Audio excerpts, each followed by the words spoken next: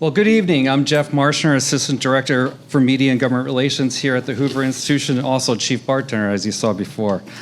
Welcome to the DC book launch of The Arsenal of Democracy, Technology, Industry, and Deterrence, in an age of hard choices, authored by Eyck Freymann and Harry Haleman. Eyck is a Hoover Fellow and a non-resident research fellow at the U.S. Naval War College, China's Maritime Studies Institute. He works to preserve peace and protect U.S. interests and values in an era of systemic competition with China. Harry is a senior fellow at Yorktown Institute. He holds an MA with honors in philosophy and international relations from the University of St. Andrews and an MSc in policy philosophy from the London School of Economics. Mr. Haleman worked for the Hudson Institute's Sea Power Center, along with multiple UK think tanks.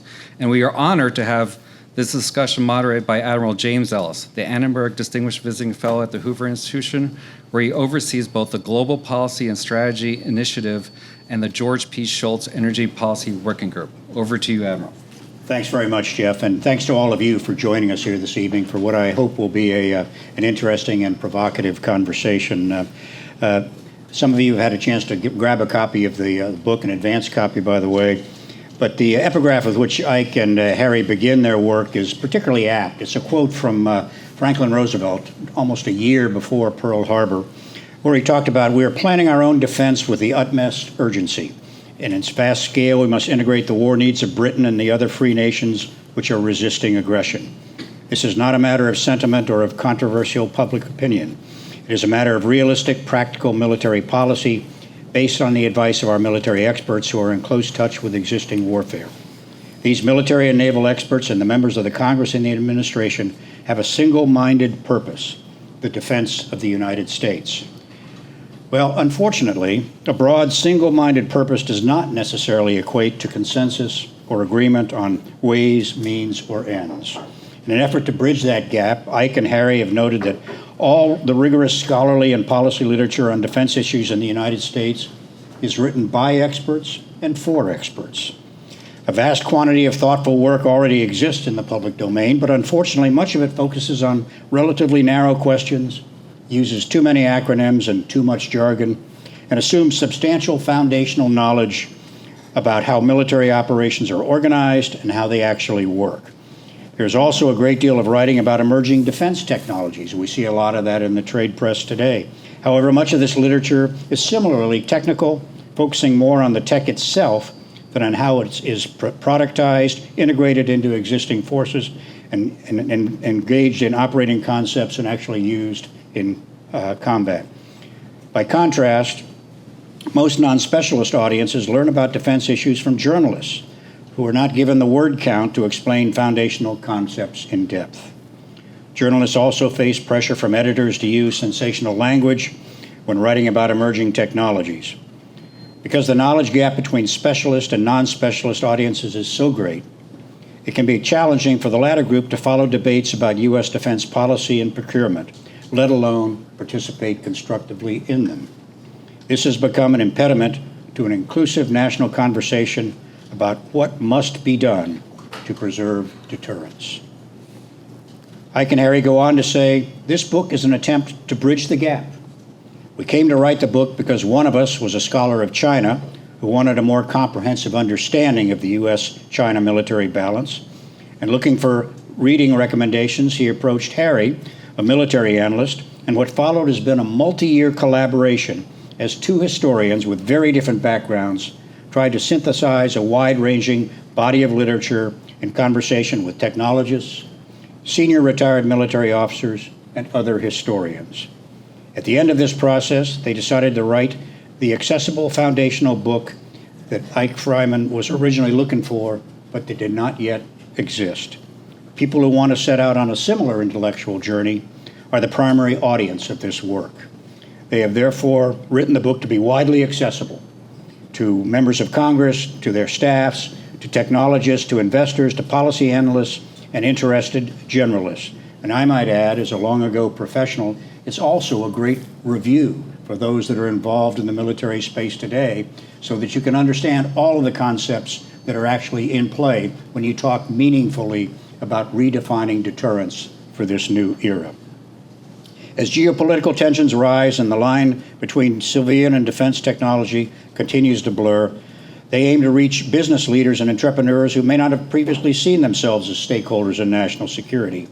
And as supply chain vulnerabilities, emerging technologies, and industrial capacity become central to military effectiveness, they write that the private sector is becoming increasingly integral to U.S. defense capabilities. Graduate students and advanced undergraduates interested in U.S. national security policy may also find the book helpful. The typical reader will already be generally familiar with the broader state of U.S.-China relations, but will have gaps in their knowledge about defense issues. That was their objective, and boy, have they succeeded. One reviewer has written in their sweeping, erudite, and highly readable book, The Arsenal of Democracy, Eyck and Harry combine historical expertise, technological savvy, and solid military analysis to understand the challenges facing America's security position in Asia today. Another longtime senior military regional security practitioner said, comprehensive and refreshingly forthright, Freymann and Halen's book, The Arsenal of Democracy, is by far the best appraisal of deterring and, if necessary, prevailing in a naval and air conflict in the Indo-Pacific. The fundamentals of a challenged U.S. defense industrial base, a sclerotic defense procurement system, the realities of technology transition, and logistics, the often neglected yet indispensable lifeline for military operations, are brilliantly addressed. Policymakers and practitioners and pundits alike, Arsenal of Democracy is the touchstone for what lies ahead. Finally, in a foreword to the book that was penned by Neil Ferguson and myself, we admire the approach taken by Eyck and Harry to avoid playing the role of what John Lehman used to tell me was armchair admirals and parlor Pershings, with a litany of specific strategic and policy solutions. Rather, they offer an encyclopedic review of issues that must be considered in navigating the dangerous waters we now sail. No one ever gets the war of the future exactly right, because it is always partly the war of the past and only partly the new kind foreseen by military prophets. Fictional works such as Ghost Fleet and 2034 have attempted to visualize a coming conflict between the United States and the People's Republic of China. As historians who are also well-versed in current debates on military capabilities and capacities, as well as keen students of the past 3 years of war in Ukraine, Freymann and Hallam understood that this time will not be altogether different. In Neil's words, if the Russian invasion of Ukraine resulted in a cross between All Quiet on the Western Front and Blade Runner, in Max Boot's phrase, any Sino-American war is likely to be part Midway and part Matrix. So with that, I'm going to pose the first question for the authors, and it's basically this. Long ago, Secretary of Defense, for whom I once worked, or I guess to be Secretary of War in today's parlance, once told me that he never questioned the military or strategic plans, only the assumptions on which the plans were based. What assumptions did you make as you crafted this masterful work over these last 3 years? Who wants to start? Well, let me begin by thanking you, Admiral, for your support throughout this process. Coming at this problem from an open source understanding, there were inevitably going to be gaps, glaring omissions, and so forth in our analysis. Your review of the manuscript and the group that you assembled to help us look at the individual chapters and stress test them improved our thinking throughout the text. Thank you also for outing me as the imposter on this stage. As the China scholar who works on economic policy issues and didn't come to this military analysis question until recently. So you'll forgive me if I defer all the hard questions to Harry. But the foundational assumptions question is something that I can take because I have spent a lot of the last decade thinking hard about what China's objectives are, how the Chinese Communist Party organizes itself to do big things. And I've spent that time trying to persuade stakeholders in the US government and U.S. society to mobilize an allied response without all that much success. So here's where I think we stand today.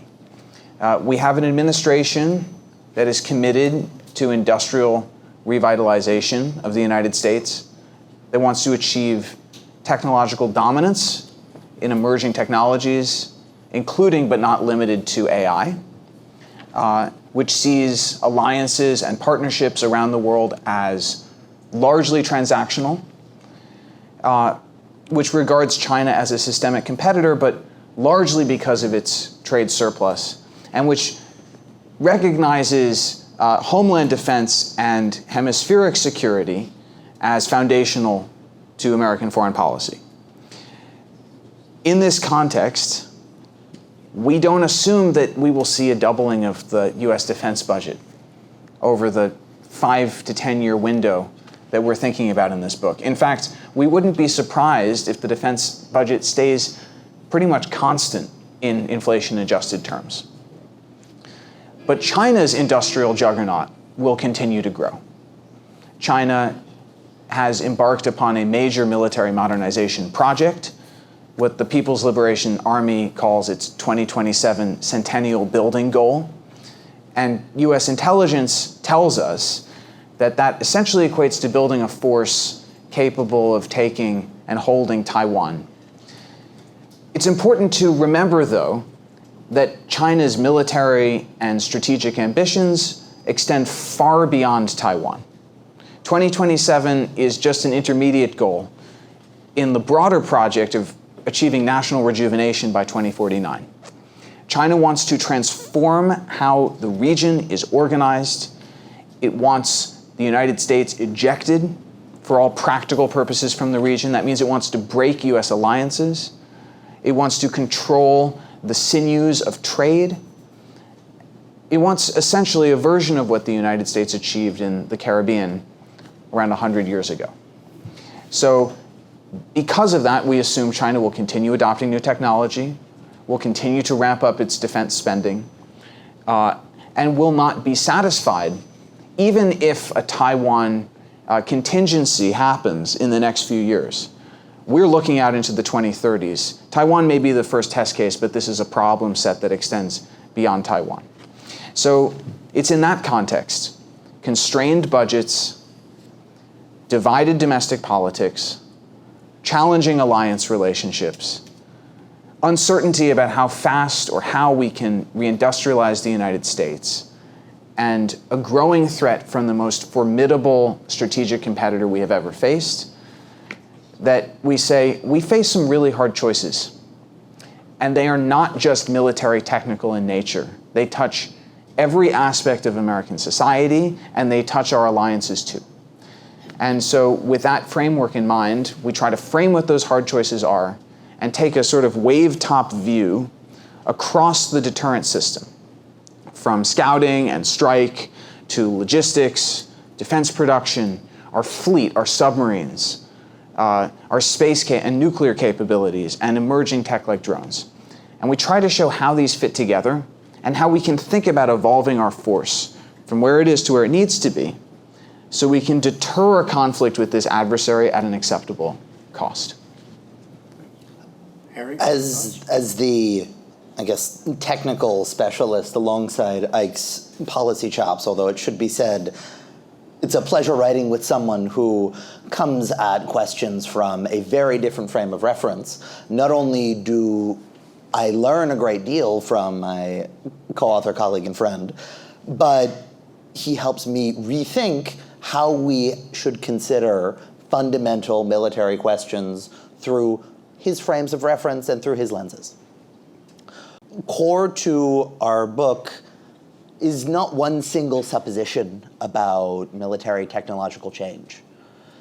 In fact, any military transition, whether or not we want to call it a revolution, is in some ways a leap backwards into the dark. Why do I say backwards? Because the only data that we have is historical, whether that history was 3 or so years ago when Russian tanks ran into a wall of resistance in Ukraine, or whether that history is 70 plus years ago when Japanese aircraft attacked Pearl Harbor and crippled the American Pacific Fleet. Throughout our book, we play with a number of these analogies and draw one fundamental conclusion. We are not going to be able to predict the war of the future. However, we must assume that its character will require rapid and savage adaptation. So as we frame our choices on procurement, on force structure, on strategy, on technology, in every respect, our goal is to try to help the United States and its allies create forces that can adapt at speed, at scale, and under fire. If we can do that, then we think well into the 2030s and even beyond, we can deter a cataclysmic war and we can secure American interests and we can secure this hemisphere and the homeland from an adaptive, aggressive adversary. If we can't meet this mission set, then we are quite likely to find ourselves in a cataclysmic war, the way out of which is almost anyone's guess. So I'll stop there and turn it back over to Admiral Ellis to lead us farther down a path in the dark that we try to see through history. Well, thanks. It's really interesting to have two historians, even with the technical background and understanding that they have. We have a colleague that we share at Hoover, Stephen Kotkin, who is fond of saying, if you don't study history, you think everything is unprecedented. And certainly they're not captives or prisoners of history, but that background does underpin an assessment and an analysis that I think adds great value to the book. But we're interested in a conversation with all of you. So I'm going to defer my questions unless, Condi Rice reminds me often, I am an academic after all, and if you don't raise your hand, I'm going to call on you. I'm not giving you that threat, but I'd invite any questions from those that are gathered here tonight to explore the elements of this new book. And we have a mic that will be passed around. I see one in the back there. Hi. Thank you guys for this. I will read the book. I'm really looking forward to it. My name is Phil. I work in the State Department. And I have really, if I may, just two quick questions. Golden Dome, does Golden Dome buy us deterrence? And will we still need to try it if we have Golden Dome? And then my next question is, given that's 9/11 and there was a lot of writing on the changing metaphysical nature of war, our struggle against the Soviets was ideological. What is our struggle with China? What are the metaphysics there? Or is it just straight realpolitics? Or is it maybe something metaphysical about who can conquer technology? And what is humans' relationship to technology? And who's going to solve that? So just want to know sort of the philosophical underpinnings between our struggle with China. Or is it just pure force in not having each other impose our wills on each other in a very brutalist, realist sense? Or is there an overlay of something a little bit more theoretical? Thanks. These are two fascinating questions. Let me offer some framing thoughts and then I'll pass them to Harry. To the first question about Golden Dome. If we can achieve the goals of Golden Dome, it will ensure our security in some extraordinary ways. And Admiral Ellis, as a former STRATCOM commander, can explain why better than I can. The challenge is timing and the uncertainty about how long it would take for such a system to be deployable. And if it's the case that we won't have a fully operational Golden Dome over the Western Hemisphere until, say, 2040, then we've got ourselves a big deterrence problem in the 2030s, when China's industrial quantitative advantages continue to grow.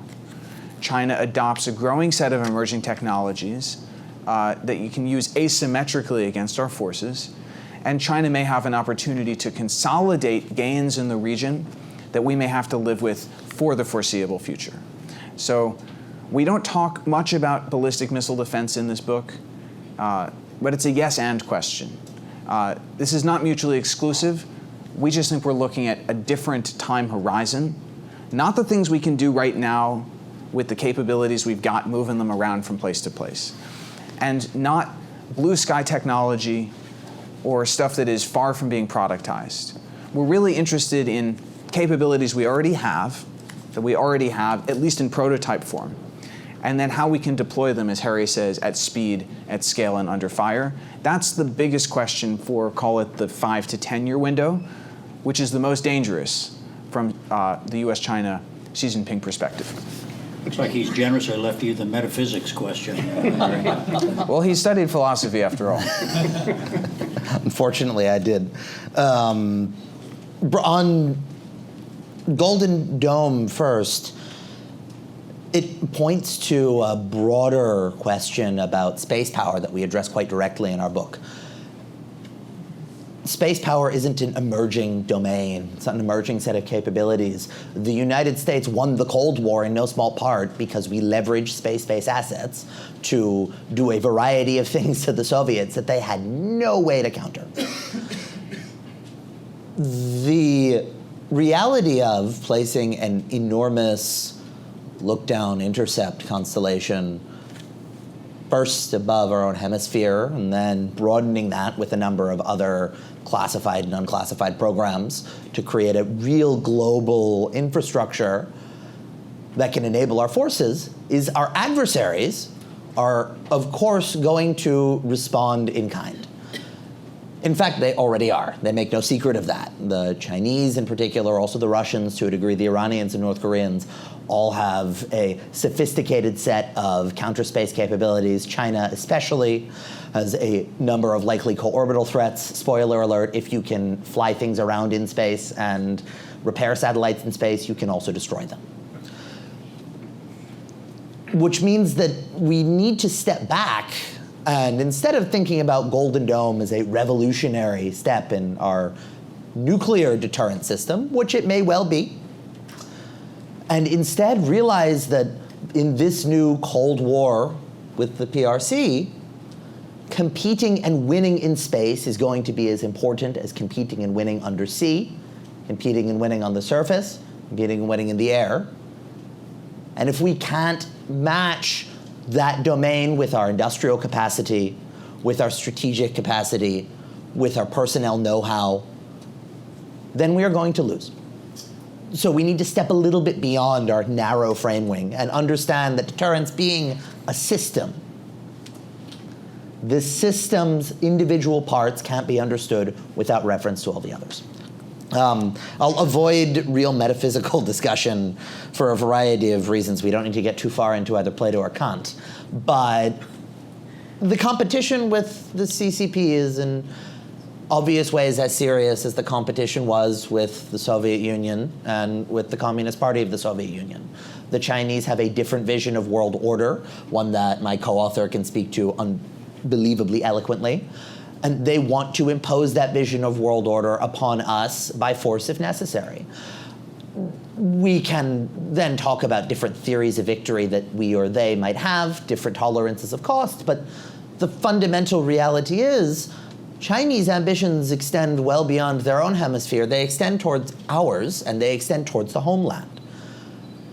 Ergo, in a competition like this, just as it was with the Soviet Union, homeland defense and hemispheric defense requires defense on the Eurasian landmass. I would just make one other point, which I think is quite important. The way that China has operated under the last few decades of CCP rule relies heavily on a playbook of coercion. And China will use these weasel word talking points that say coercion is peaceful because coercion isn't bloody. But as Tom Schelling, the great theorist of the nuclear age, told us, threatening someone with annihilation unless they do what you tell them is violent. It is violence by other means. So what we are talking about here, when we're talking about modernizing our conventional force, modernizing our strategic force for the next decade and beyond, is we're not necessarily assuming that this is a showdown with China, a war that is inevitably going to happen, but it's acknowledging that if we fall behind, and that becomes visible to China and to others, China won't have to fight. It can achieve its goals without fighting.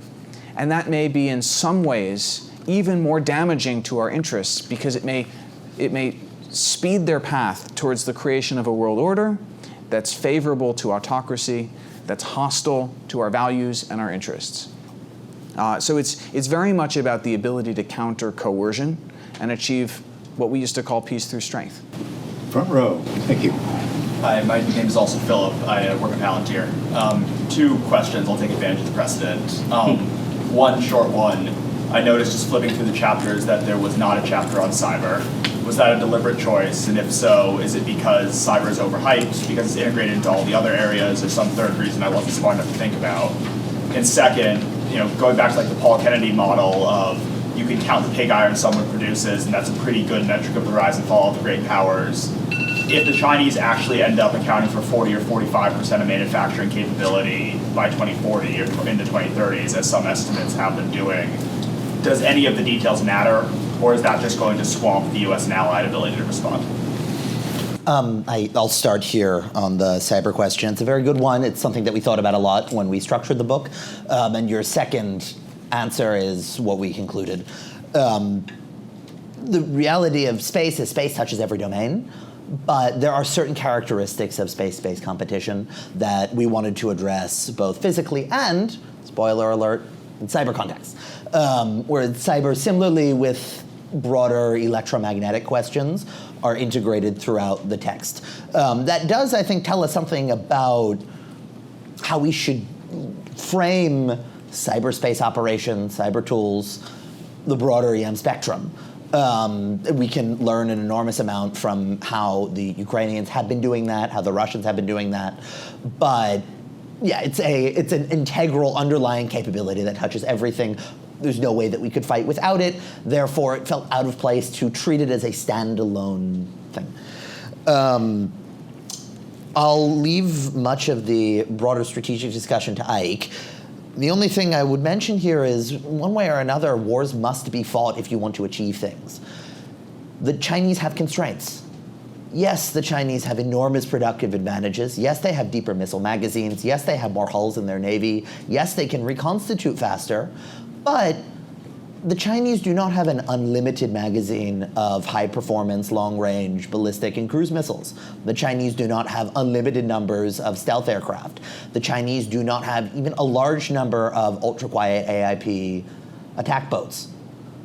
We can press on these issues in various ways between now, the mid-2030s, and into the 2040s, and meaningfully erode China's capacity to project power in its own neighborhood, let alone against the Western Hemisphere and against the homeland.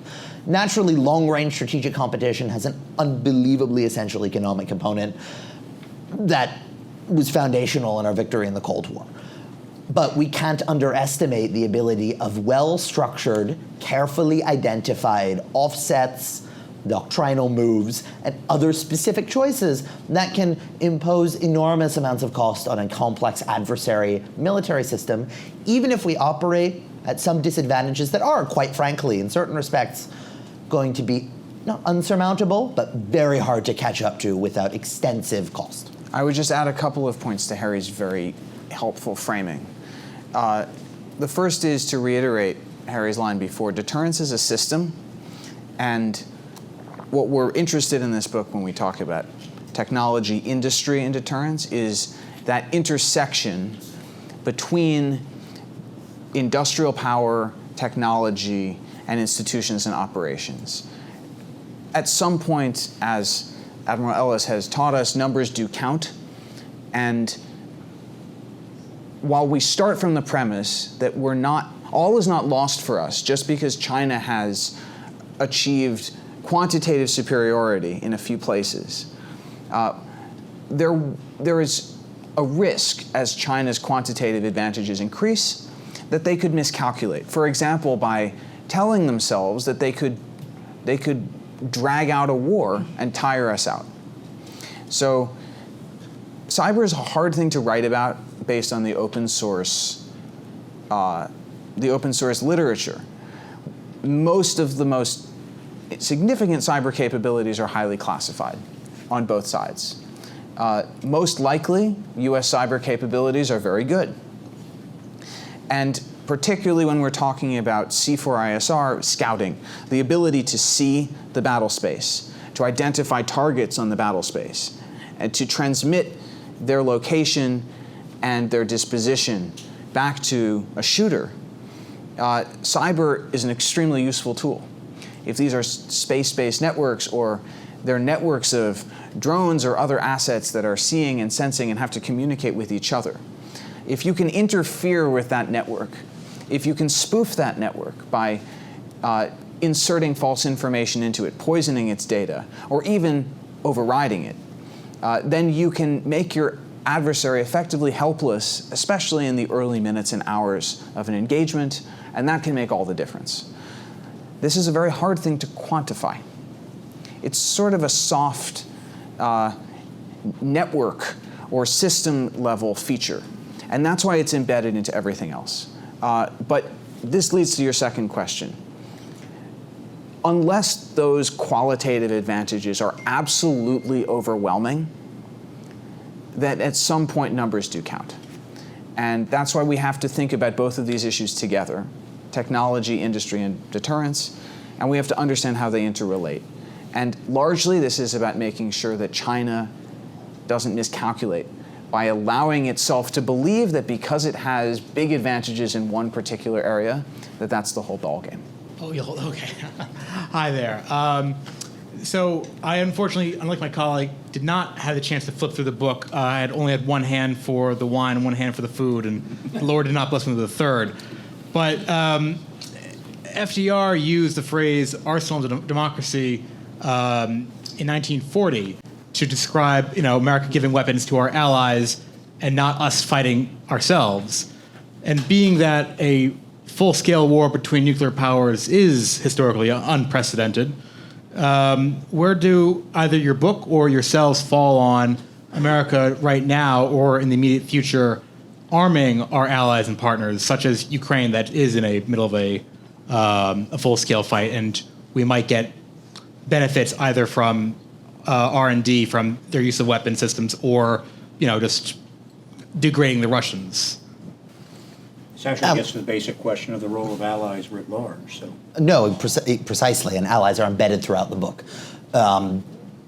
We face a very large adversary that can produce a lot of stuff. In fact, it's sending a lot of that stuff to the Russians right now with the intention of harming the United States directly.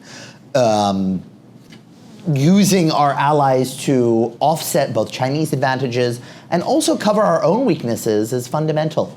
There are enormously important partnerships in the Indo-Pacific, in particular, AUKUS, relationships that we have with Japan, South Korea, that we need to leverage industrially, technologically, operationally. We chose the Roosevelt quote very deliberately in the framing of this book.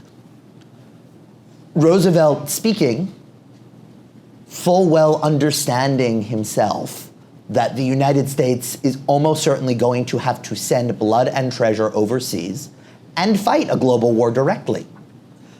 Why? Because it is impossible to secure this hemisphere if the Eurasian landmass is on fire, and if that fire is extinguished not by powers with which we can do business, but by autocracies that mean us only ill. He understood that the United States' political system and its economic system can't function in a world dominated by predatory states. He in fact understood that well before he became president, and he understood that increasingly publicly, articulated it in the late 30s. The thing that catalyzed President Roosevelt's public campaign to psychologically prepare this country for large-scale war was the fall of France, an unthinkable event, in some ways unprecedented one for American policymakers at the time, because the largest European military power, the bulwark of American strategy, dissolved within about 6 weeks against the armored, mechanized, combined arms onslaught of the Wehrmacht. Our conviction is that as great power competition accelerates and intensifies, and as wars expand across the Eurasian rimland, we've already seen that expansion from Ukraine to the Middle East. There are other areas that might be next. There will come multiple opportunities for our political leaders to confront the American people with the reality that we face enemies. We wrote this book principally so that when that time comes, we have a guidebook to the choices that we have to make. He said it. In the back row there, in the blue jacket, please. Hi there, my name's Dylan. I work at AEI for Mackenzie Eaglin and Bill Greenwald. I think you mentioned that the Trump administration has prioritized industrial revitalization, but if you look at one troubling industrial area, namely shipbuilding, absent reconciliation, they might have shortchanged it a bit. But I suppose I'm curious, given the woes in this particularly crucial area in this particular theater, where you guys come down on shipbuilding dysfunction, and if you think that even in the medium term, the advantages that the Koreans and Japanese and other allies have in commercial would need to be leveraged to achieve a deterrent even in the 10, 15-year time horizon? So Harry is the shipbuilding expert, so I'll pass it to him to correct me. In short, we completely agree with you. And I think it's important to state there is an argument about alliances, which is that alliances are intrinsically virtuous. Alliances intrinsically make the world more peaceful and spread our democratic values and so forth. I happen to agree with that. But there's also an argument for alliances, one which was tested and proven during the World Wars, which is very practical. And in this situation, where we're trying to revitalize American industrial power, America's ability to produce essential things that it needs, we have a time mismatch problem. Rebuilding a naval industrial base that has been languishing for decades, training the tens to hundreds of thousands of workers who need to be highly skilled and working at these facilities, recruiting them, retaining them, so they don't go and work for some other company, some private company.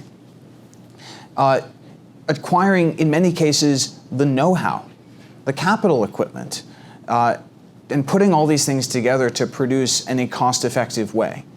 This is a worthy project. This is a multi-decade project.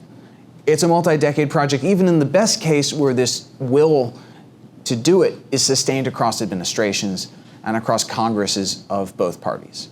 So it's a yes-and question. In the same way as Golden Dome, we face a really tenuous 5 to 15-year deterrence problem. And when you work that problem set, you realize there are things that we just need allied scale and allied abilities to do. And by the way, in the process of working with the Japanese and the South Koreans for maintenance and repair and so forth, we can be leveraging their know-how, leveraging their investment to revitalize our own industrial base. That's perfectly acceptable. The two can go together. But that is broadly what we're trying to do with allies in the book. We're not reasoning at this from the perspective of we have these alliances, how do we make them work? In many cases, particularly when you get into the subcomponents that go into making things like drones and missiles, we just don't have the precision manufacturing capability here, and we have allies who do. And if we can create some kind of integrated defense industrial base, the way our adversaries are doing, we can achieve economies of scale, we can exploit each other's comparative advantage, and that's going to work for all of our collective industrial revitalization. From a military technical standpoint, the reality is a multi-decadal project is not going to help us in 2027, 2032, 2038. That doesn't make it any less important to pursue. This will cost a whole lot of cash. I don't think that legislators and those in the various buildings across this town have really wrapped their heads around how much money this is going to take. It must be done in the long term. There's no alternative to American maritime industrial revitalization for a host of strategic reasons that go well beyond just the China deterrence problem set. In the short and medium term, however, this gap means that we need to leverage allies, we need to leverage other technologies, we need to leverage other capacities to meet these small but crucial gaps in our strategic and operational systems. Our logistical apparatus, particularly on the far side of the international date line, is not capable at this point of resourcing our operational concepts. In plain English, that means that the way we say we're going to be able to fight China is absolutely non-credible. Bridging that gap in the long term requires exactly what my co-author articulated. And in the short term, it requires a number of specific small offsets to get us there in time so that we can deter 2027, 2032, 2038, and beyond. Yeah, a question on Taiwan, which, if I may make an assumption, may be the most likely area of conflict between the U.S. and China. What does the Taiwanese military need to do in the next 5 to 10 years, and what does the U.S. need to do to help them get there? Hoover has already worked this problem pretty hard, which is one reason why we don't look at it in great detail in the book. This is Matt Pottinger and his group. I'd refer you in particular to Ivan Kanapathy, who's now on the National Security Council working on precisely these issues. There's a whole lot of stuff that Taiwan can do differently. Just to rattle off a few things, it can increase its absolute levels of military spending. It can increase the duration of mandatory conscription. It can reform its procedures for what those conscripts actually do. So they're not at summer camp, but they're actually training to fight.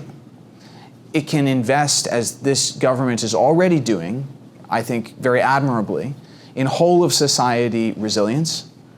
Part of that means helping people understand if the lights go out, here's where you go for clean water, here's where you go for food. It can increase and improve the realism of training for civil defense forces. And some of this can be done in partnership with other countries, including the United States. And this doesn't all have to be target practice. Much of it is very practical. How the island would operate if they're cut off from the world for a period of time is going to require people who know CPR and first aid and all that kind of thing. And these are skills which are useful in the event of a typhoon or natural disaster. It's not just getting ready for an invasion. That's an important psychological shift, and it's already happening in Taiwan to the credit of the current Taiwan government. There's also a whole set of capabilities that Taiwan can develop in the event of a cross-strait invasion, which I happen to think is not the most likely scenario, but in the event of a cross-strait invasion, there would be a division of labor, and essentially, Taiwan would be responsible for defeating the invasion force, which are the ships, the amphibious ships trying to land forces on the beaches, and the helicopters and aircraft trying to take an airhead and land people from the air. That means Taiwan needs a whole lot of stuff like stingers. They need the ability to position mines in the Taiwan Strait. These relatively low-cost capabilities, which could complicate China's plans, including China's logistics chains. Communicating with Taiwan might be difficult in a crisis. Taiwan is connected to the world through a very small number of undersea cables that can be easily cut. So space-based solutions, so it can continue to have secure, resilient communications with the world, that's going to be critical as well. And then I'd highlight two more important items. The first is energy. Taiwan is an island with almost no domestic energy resources.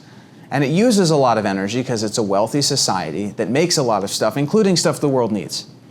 So there's no alternative to stockpiling. Taiwan also needs to consider a return to civilian nuclear power. which is, at this point, I think, the safest and most strategically sensible approach. This is a politically complex issue in Taiwan. We've seen some movement on it. If you add all of these things together, this does not add up to Taiwan as Ukraine. The geography means that it can't be so. Ukraine has strategic depth, and we can resupply Ukraine over land. Taiwan is an island. It's a fraction of the size, and it's ranged by China's long-range strikes. So Taiwan has to assume that it would be largely by itself for a substantial period of time in this invasion scenario until the United States and our allies can take care of the PLA Navy and Air Force in such a way that we can negotiate for some kind of peace or end to the conflict. So what that basically means is there's a division of labor. The big question is how US and coalition forces can take care of the PLA Navy and Air Force. And that's a problem that we would have in any number of other scenarios in the Pacific where we have to fight China. It's not just about Taiwan. And it's that more abstracted problem set that's what we focus on in the book. For someone who came to this with allegedly little knowledge of military questions, that was an unbelievably cogent answer about what Taiwan can do kinetically. The only point to add is the United States military today, its official policy, plans to deploy what we can call the inside force. These are forces across the first island chain. They typically are mobile, dispersed, armed with missiles, some of which exist, some of which will exist soon in larger quantities. The idea being to stretch Chinese scouting assets and to make China expend unproductively high-value weapons that it could otherwise use to target American carriers, American bases, allied bases, etc. That inside force is going to experience somewhat similar operational conditions to the Taiwanese military because their geography is extremely similar, and the assets that the Chinese will be throwing at them in many cases will be identical. In fact, that's the point of the way we're designing the inside force. So it behooves the United States, and to this administration's credit, it has understood this, it behooves the United States to, at a military-to-military level, not strategically, but operationally, tactically, technically in certain respects, from the viewpoint of intelligence, to create the person-to-person, unit-to-unit contact with Taiwan that we're going to need to be able to coordinate in an enormous savage war. Thank you. Question from the lady in the front row here, please. Jeff is bringing a microphone. Thank you. My name is Ann Vroom. I'm in private analytical practice. I have sort of a historical reference question, and it has to do with England's approach pre-World War I. And to the extent that they basically made the strategic decision that they were primarily a maritime power, and that they basically would retain strategic dominance by having 2 to 3 times more warships in their fleet than, say, Germany. Is there an area that we will focus on being dominant in, no matter what, across the range of capabilities that we otherwise also need to maintain? Thank you. To me, the obvious answers are space and undersea, but I defer to Harry and the Admiral. Exactly right. We make that argument quite directly in our book. The English case is interesting because it's an example of changing strategic conditions, undermining the foundations of exactly the strategy you articulated. Refer to Friedberg's work on this. Weary Titan is still seminal. You have too many threats beyond the European littoral. It raises fundamental questions for the United States as we face a very fluid and extremely explosive mix of great powers and medium powers competing aggressively. How can we square our desire for global sea control with the reality that we have to spend a lot of money on a lot of other specific things? The best answer to that is investing in capabilities that have the flexibility to rapidly transition essentially between regions in a way that maritime power does. That's what makes space power essential. That's what makes, ideally, electromagnetic superiority essential, cyber superiority essential. From that, of course, we have key advantages that we can still press on. Undersea, the Chinese still have a really hard time finding American and allied submarines. Anti-submarine warfare is an incredibly complex practice, something that's impossible to understand in the open source fully, and impossible really for one individual to understand in the classified domain. But the Chinese still struggle with it, and we can punish them for it, and they know that. Leveraging our asymmetric advantages, leveraging capabilities that can cross over and rapidly be moved from A to B, from problem 1 to problem 2 to problem 3, is how we can win. I'm originally from Eastern Europe, so I was actually in Bulgaria when the Soviet Union collapsed in '89, and by the next year I was already here. So as you know, Admiral, your co-author, Ferguson, recently gave a talk or wrote a book, something, Are We Becoming the New Soviet Union? So I'm listening to this whole conversation. I'm sorry to be the party pooper, but I'm starting to be afraid that we may be getting slowly, unfortunately, into the shoes of the old Soviet Union. What do I mean? Economically, China is becoming much bigger force than us. The GDP numbers are very misleading. We can get into a separate discussion there. They produce 12 times more iron. They have, we can go into the specific.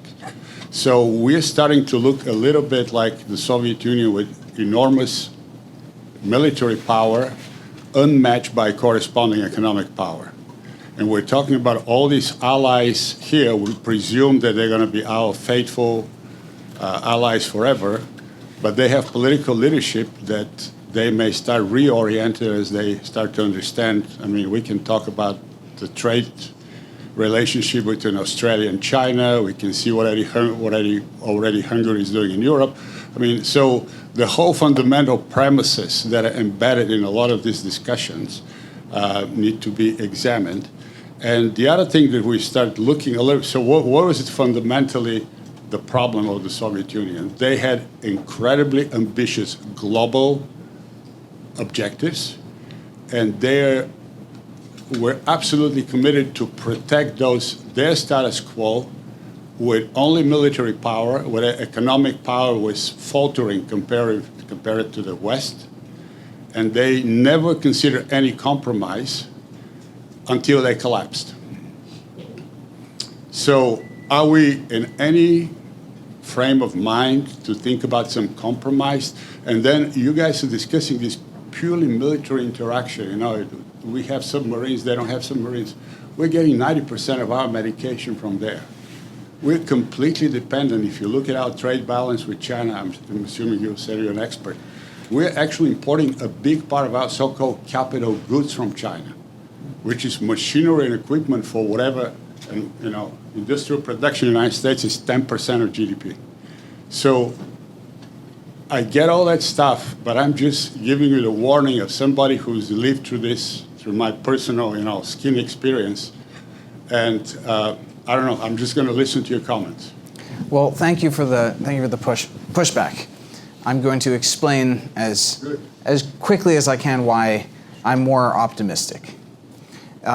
First of all, we should not underestimate the significance of China's scale advantages in industry. We agree with you on that. That's the foundational idea that motivated this project. We should also not underestimate the risks that as our political environment becomes more polarized, as people become more cynical about our political system, that we have a hollowing out of our civic community and a loss of confidence in the collective project, which is in the end what brought the Soviet Union to its knees. But I'm going to disagree with you quite strongly on the rest of the analogy, because the United States has not only a much larger economy, but allies who agree, not in every detail, with the broader shape of the world that we're trying to preserve. And the structure of the global economic system matters here, because it's not just a question of size versus size. China's model of growth since the pandemic is structurally predatory. They are not generating enough domestic demand to consume everything they make. To deliver increasing increments of growth, they need exports to plug the gap. And that means they need other countries to become deindustrialized. As they spiral more deeply into inflation, that is just the situation that they are in. And the export overcapacity problem is turning some of their closest partners against them. Even Russia is putting tariffs on Chinese cars because Russia wants a domestic auto industry. So the CCP is fond of talking about contradictions. Well, there's a contradiction between their model of domestic political economy and a fair deal for any of their partner countries. You mentioned Australia selling selling ore that they dig out of the ground. Yes, that's true. And there's plenty of countries that sell China raw materials. But China, like the British Empire and India before it, wants to buy raw materials, do all the high-value, attractive manufacturing, and then dump the products in other markets. That's a bad deal. Now, there's a real challenge that the United States has in fashioning an alternative. And I don't think we've gotten there yet. It's going to require a different style of negotiation. It's going to require a more affirmative vision about what the international economic system should look like. You're right. Competition with China is not just in the military domain. It is political, it is economic. We need an integrated strategy that connects all of these things. But an affirmative vision for what we want the international trading system to look like, global economic order to look like, one which offers a pathway to development for other countries. This is not going to work in the sense that countries are faced with a binary choice and they choose to fall onto China's side or onto ours. That's not how it works. But as the United States moves towards selective decoupling from China, as close allies follow in specific products and domains, the question is, can the United States offer a superior deal to other countries? And if this is a problem that we can sort out, and it's a big, complicated conversation, this is a political environment where it's live. It's really our vision for international order versus China's. And I think if we can master that problem set, we can find that we have allies that want to work with us for reasons that are not just military. So I'm more optimistic than you. Call me naive. One question. It's not about optimism. It's about avoiding a group thing. Yeah. It's about, not simplifying and playing all the scenarios. On groupthink, I venture actually that your theory of the historical case is an unfortunate example of exactly that after the end of the Cold War. If we look on the other side of the Iron Curtain from really 1955 or so onwards, there was a consistent assumption that, in fact, the Soviets were on an inevitable path to global hegemony and that the United States needed to cut the best deal it could at multiple points. Arguably, American foreign policy in the 60s to early 70s was in part governed by exactly that assumption. Why do I bring that up? Because retrospectively, we've assumed that we can look at the trend lines that are undeniable to us now and say, oh, that's why they lost. That's why we won. In fact, that's not the case, because like any long-term competition between bureaucratic actors governing complex, adaptive, emergent systems, these actors make choices at different checkpoints that create path dependencies that ultimately determine who wins and who loses. The choices matter. We in the Cold War in the West, and particularly in this town, made a number of very specific choices about force structure, about technological investment, choices that went well beyond the military domain that I understand, but quite frankly are not my specialty, but that in the aggregate added up to not simply a capacity advantage over the Soviet Union, but advantages that wiped out their own investments. That was the situation that Gorbachev was confronted with when he becomes General Secretary of the Communist Party. That was why he chooses what effectively was détente with the West, and that's why the Soviet Union collapses. Why does this matter for us today? Because the Chinese Communist Party is, like its Soviet predecessor, a complex, adaptive, bureaucratic actor with its own idiosyncrasies. And it makes mistakes. We can see them making mistakes day after day in certain respects, and we make mistakes too. Democracies tend to make the right choice after they've made all the wrong ones. But the choices matter, the choices are hard, and sustaining our deterrent system requires that we confront them head on. I'm neither an optimist nor a pessimist, simply a realist. The reality is we can win, we might lose. If we lose, it will be because we make mistakes. Thank you for your questions. I want to conclude with one thought. This is not about warfighting, this is about deterrence. Correct. One of the things we do at Hoover is convene a lot of different gatherings. We have one called the Indo-Pacific Security Dialogue that brings in principles from Indo-PACOM and the leadership of our allies and partners around the world. We need to remember that the rest of the world is watching as we pursue this. And one of the participants in that dialogue a year ago had just come back from a conversation with the Prime Minister of one of the Pacific Island nations. And the Pacific Island nation leadership, after having been told about the threats that China posed and the like, posed a rather poignant question. We see what kind of war you are offering us. What kind of peace are you offering us? Which gets to the point that you're making about economies and the value of deterrence. And we think that the work that Harry and Eyck have put together, in the words of a former head of the Defense Innovation Unit, said, this is the essential guide to restocking our arsenal in an age of rapid technological change. And another fellow author said, we ignore this book's lessons at our peril. Thank you for joining us. They'll be available for questions afterwards. And I think with Jeff's permission, the bar is once again open. So thank you.